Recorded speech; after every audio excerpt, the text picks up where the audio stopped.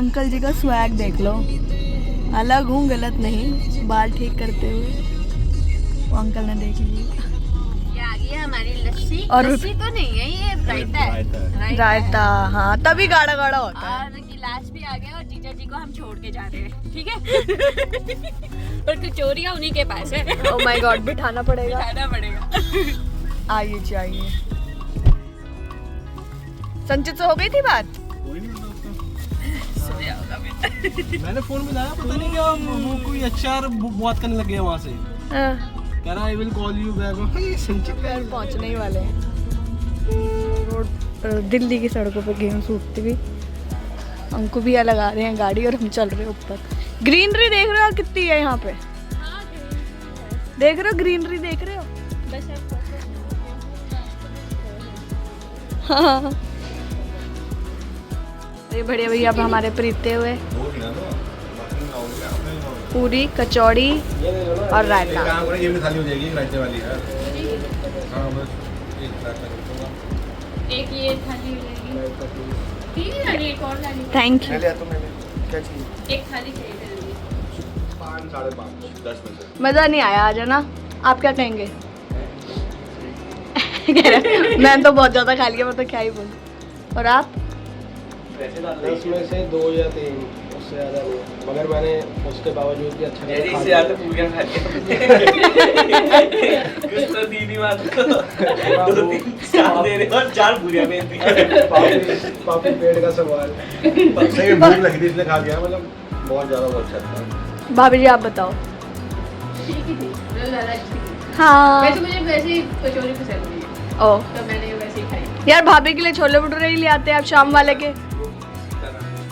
अब सीताराम आ गया, पहले तो शाम वाला था। शाम वाला रेडी वाला है, सीताराम 11 बजे। हाँ और साथ में लस्सी और लस्सी फिर देता सोडा। नहीं बड़ा।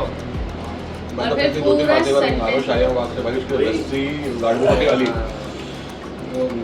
वैसे इसकी भी गाढ़ी होती थी, आज इसकी पतली पतली सी है। इसने कुछ किया है या तो ऐसे ब्रांड है यार। चक्कर में हाँ। क्वांटिटी की हाँ, ज़्यादा quantity थोड़ा के चक्कर इसमें होना चाहिए हींग का स्ट्रॉन्ग फ्लेवर। हाँ हींग का बिल्कुल स्वाद सबसे है। ज़्यादा हाँ अच्छी तो वहाँ वाली थी जो हमने वहाँ खाई धारों के थी। सेक्टर हाँ। वो तो बहुत बढ़िया हाँ। है, अच्छी है। 18 19 मेट्रो से के। पहले वाला लाइक से लेफ्ट हैंड साइड में वही बहुत फेमस है। अरे छोले भटूरे तो हमने वहाँ खाए थे उस दिन।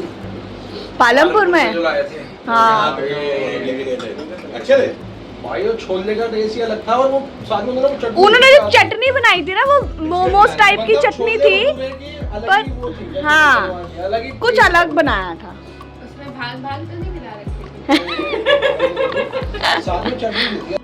तो बहुत सारी मस्ती करी हमने, बहुत सारा वीकेंड पे बात करी। देन आई रियलाइज़ कि जुलाई आ चुका है और अब मुझे अभी तक याद है जब हम जस्ट ऐसा लग रहा है 1-2 महीने पहले जब हम न्यू ईयर का प्लान बना रहे थे, और अब साल आधा ख़त्म हो चुका है।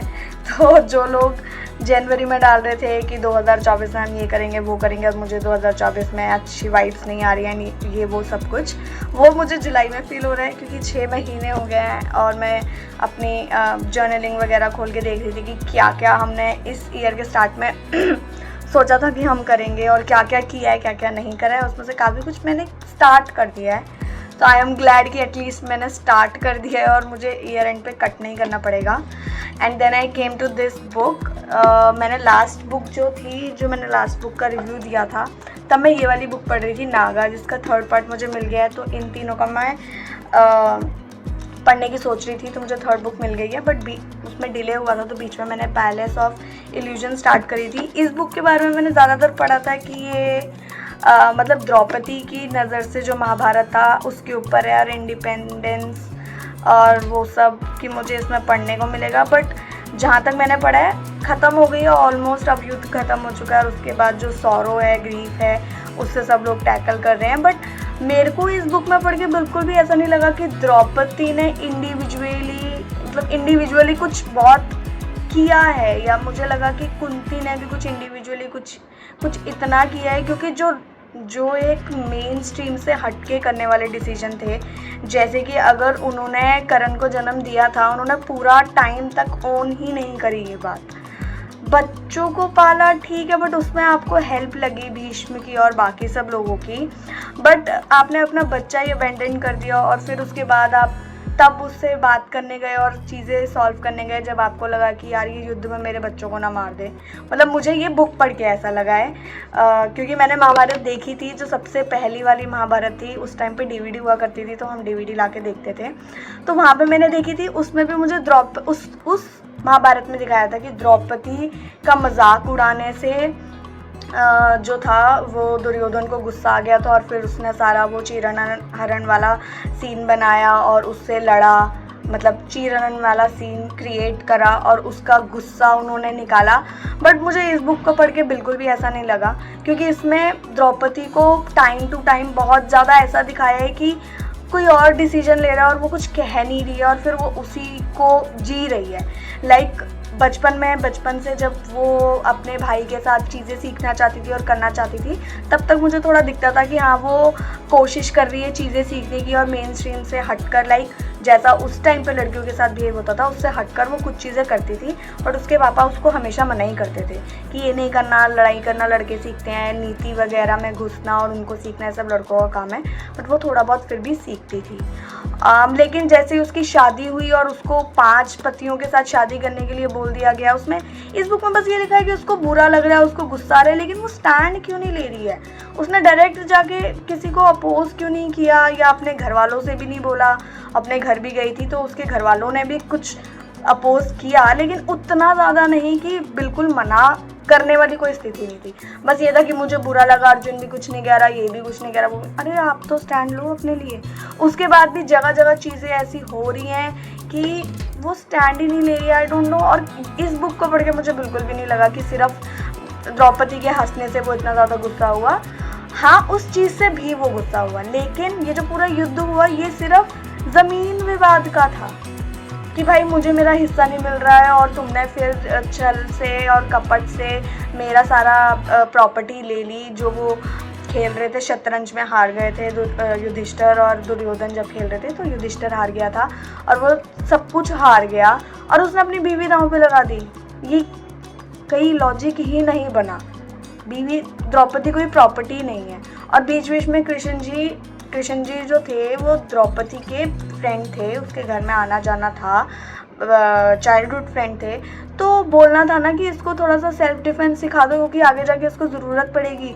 वहाँ पे भी उसको खींच के ला रहे हैं, ना कोई उसकी हेल्प कर रहा है ना वो खुद अपनी हेल्प कर रही है। और बाद में कसमें खा ली कि मैं आपके खून से अपने बाल धोऊंगी, तब तक मैं बाल नहीं धोऊंगी। मतलब उस बात की कोई सेंस बनी। इस शपथ से अच्छा अपने लिए कुछ कर लेती, पहले ही कुछ बोलती या कुछ करती। ये सीन जो महाभारत में है बहुत अच्छा दिखाया था, बट इस बुक में मुझे बिल्कुल भी अच्छा नहीं लगा। मुझे कहीं से भी ये ऐसा नहीं लगा कि मेन स्ट्रीम में द्रौपदी को दिखाया हुआ है। वो जगह जगह पे ना बहुत ज़्यादा मुझे ऐसी लगी कि मतलब अपने लिए स्टैंड नहीं ले पा रही है और कुछ भी उसकी मर्जी से नहीं हो रहा है, बस हो रहा है।